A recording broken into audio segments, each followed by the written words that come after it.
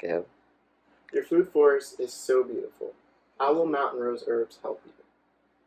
Thank you, Curtis. Mountain Rose Herbs, I believe, will fill a gap between the projects that we have already implemented and the projects we're dreaming of implementing. So recently, we have done some projects with the UA Sustainable Landscape Design class, and everybody wants to build a trail. But the scope of it is too large for that particular setting and too expensive.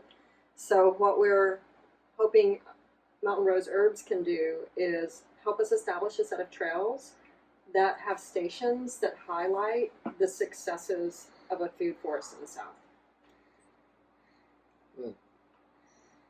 Really, really good. Very good. Much better than Fig Newton. So tell me how these came to be and how you came to grow them.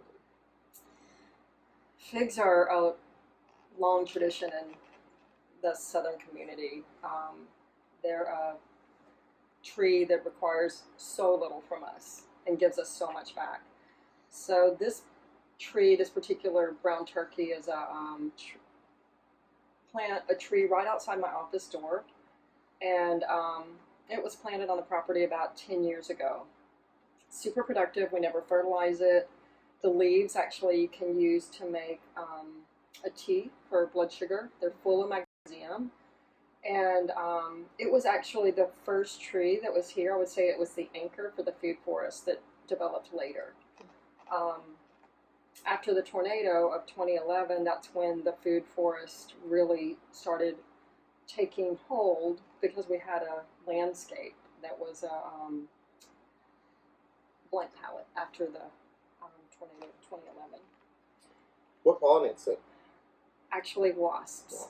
Mm-hmm. Which is different, because I would have not expected that. So that leads me to think about that wasp actually have a purpose too. They you know, do. Most everything in nature has a purpose. That's and pretty interesting. We're all interconnected in a way that makes us available to live on this beautiful planet.